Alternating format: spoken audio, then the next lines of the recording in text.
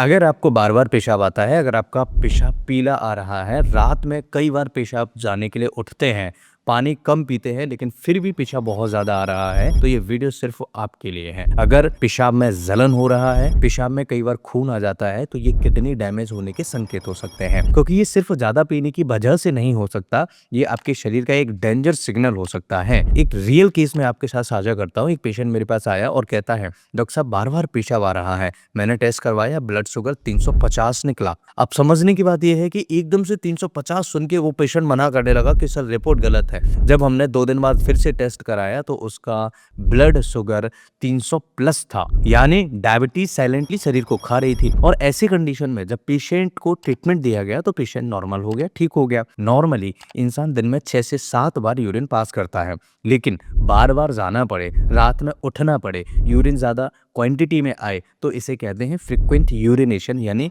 Polyuria. इसके पीछे कुछ कारण हैं, जिसमें डायबिटीज सबसे कॉमन कारण हो सकता है। जब शुगर बढ़ती है तो शरीर उसे यूरिन के जरिए बाहर निकालता है, चलो निकलो तुम काम के नहीं हो, इसलिए बार-बार पेशाब आता है, साथ में प्यास बढ़ती है। दूसरा कारण होता है ज़्यादा पानी पीना या चाय या कॉफ़ी का ज़्यादा सेवन करना। अगर आप बहुत ज़्यादा लिक्विड ले रहे हैं तो ये नॉर्मल भी हो सकता है, लेकिन अगर आप बहुत ज़्यादा पानी की मात्रा पी रहे हैं तो प्रॉब्लम हो सकती है। तीसरा, यूरिन इन्फेक्शन यानी यूटीआई इन्फेक्शन, जलन हो, पेशाब में बार-बार पेशाब जाने की इच्छा हो, थोड़ी-थोड़ी यूरिन आए और पेशाब में जलन महसूस हो और पेशाब में अगर ब्लड आ रहा है तो आप तुरंत अपनी किडनी वाले डॉक्टर को दिखाइए। हो सकता है कि ब्लैडर या फिर यूरेटर या फिर किडनी डैमेज होने का संकेत हो। तो जब भी ब्लड अगर पेशाब के अंदर दिख जाए तो बिना किसी आसपास के डॉक्टर को दिखाए, अच्छे डॉक्टर को दिखाइए, जो किडनी स्पेशलिस्ट डॉक्टर है उसको दिखाइए। तो ये इन्फेक्शन हो सकता है जो कि ब्लैडर का या यूरेटर का या फिर किडनी का भी इन्फेक्शन हो सकता है। चौथा कारण हो सकता है एंजाइटी या स्ट्रेस होना। दिमाग भी ब्लैडर को कंट्रोल करता है, ज्यादा टेंशन, ज्यादा यूरिनेशन बढ़ा देता है। पांचवा कारण होता है प्रोस्टेट प्रॉब्लम होना। मेंस में ज्यादातर देखने को मिलता है जिनकी उम्र 50 साल से ज्यादा है, उनका यूरिन फ्लो वीक हो जाता है, बार-बार पेशाब आता है और रात में ज्यादा उठना पड़ता है। ये प्रॉब्लम होता है प्रोस्टेट एनलार्जमेंट की वजह से। तो प्रोस्टेट अगर एक समय के बाद बढ़ जाता है, और ज्यादातर केसेस में देखने को मिलता है कि 50 के बाद में प्रोस्टेट एनलार्ज हो जाता है। छठवां कारण होता है दवाइयों का अधिक सेवन करना। अगर आप बीपी की दवाइयाँ ले रहे हैं, डायूरेटिक्स दवाइयाँ ले रहे हैं, तो ये यूरिन को बढ़ाती हैं। क्यों? क्योंकि पानी को बाहर निकालना है। अब सिम्पटम्स क्या देखने को मिलेंगे? अगर आपको ये सिम्पटम्स देखने को मिलते हैं तो फिर थोड़ा-सा अलर्ट हो जाने की ज़रूरत है।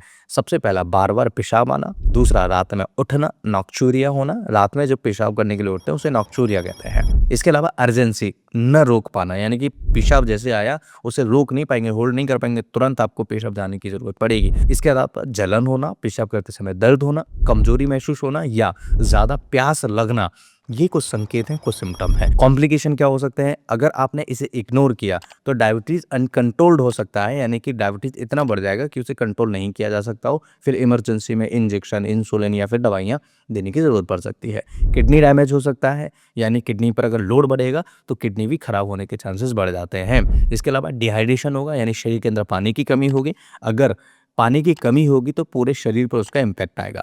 पांचवा, ब्लैडर वीकनेस हो जाएगा, यानी कि ब्लैडर कमजोर हो जाएगा। और छठवा, इन्फेक्शन फैल सकता है, यानी कि अगर किडनी के आसपास अगर इन्फेक्शन फैलेगा तो किडनी पर रिस्क जाएगा, जिससे आपको बड़ी समस्या का सामना करना पड़ सकता है और धीरे धीरे आपकी क्वालिटी ऑफ लाइफ खराब होती चली जाएगी। तो ऐसी कंडीशन में इसे कम कैसे करें?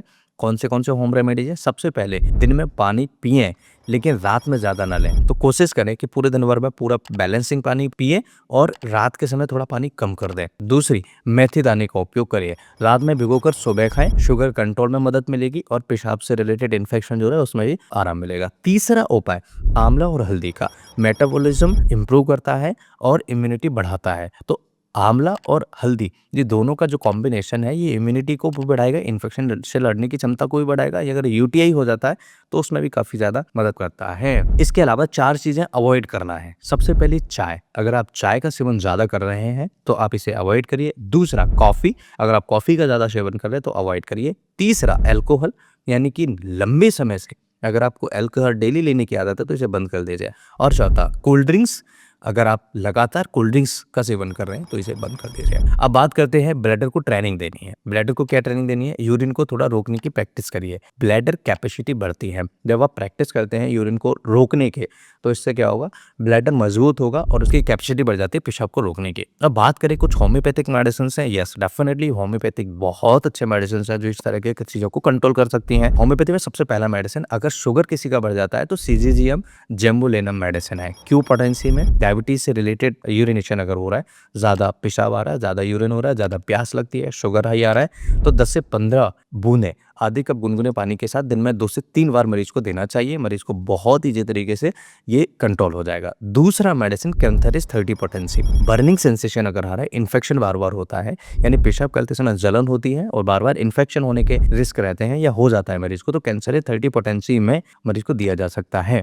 इसके अलावा अगर जल्दी जल्दी पेशाब जाने की इच्छा हो, पेशाब रोक नहीं पाते हो और थोड़ी सी यूरिन आती हो, तो कैंथेरिस इफेक्टिव मेडिसिन है। 30 पोटेंसी में 5 दिन सुबह और शाम को मरीज को दिया जा सकता है। इसके अलावा तीसरा मेडिसिन होम्योपैथी में सबल सेलुलाटा क्यू, ये मेडिसिन बहुत अच्छा काम करता है प्रोस्टेट के लिए। अगर प्रोस्टेट किसी का बढ़ जाता है, प्रोस्टेट एनलार्जमेंट अगर किसी का हो जाता है, जिससे वीक फ्लो हो जाता है, यानी कि फ्लो प्रॉपर तरीके से नहीं आता पेशाब का और नाइट यूरिनेशन ज़्यादा होता है, ऐसी कंडीशन में सबल सेलुलाटा क्यू पोटेंसी में 10 से 15 बूंद सुबह और शाम को मरीज को दिया जा सकता है। दोस्तों, ये बहुत ही इफेक्टिव मेडिसिन हैं जो कई सारी बीमारियों को कंट्रोल करने में काम करती हैं। स्पेशली यूटीआई इन्फेक्शन, बार बार पेशाब आना, शुगर के लिए काफ़ी ज़्यादा पावरफुल माने जाते हैं। बार बार पेशाब आना कोई छोटी समस्या नहीं है, ये आपके शरीर का वार्निंग अलार्म है। अगर आपने समय पर ध्यान नहीं दिया तो आपको बड़ी बीमारी का सामना करना पड़ सकता है और अगर इग्नोर किया तो पछताना भी पड़ सकता है। ये वीडियो उन दोस्तों तक जरूर भेज देना जिनको बार बार पेशाब आता है, बार बार उनको नाइट में पेशाब करने के लिए उठना पड़ता है, या फिर उनको पीला पेशाब आता है, या फिर उनको बार बार इन्फेक्शन होने के चांसेस होते हैं। ये वीडियो कैसा लगा मुझे कमेंट करके जरूर बताइए। मैं फिर मिलूंगा इसी तरह की इंटरेस्टिंग और ट्रस्टेड वीडियो में। तब तक के लिए स्वस्थ रहिए, मस्त रहिए, मुस्कुराते रहिए। नमस्कार।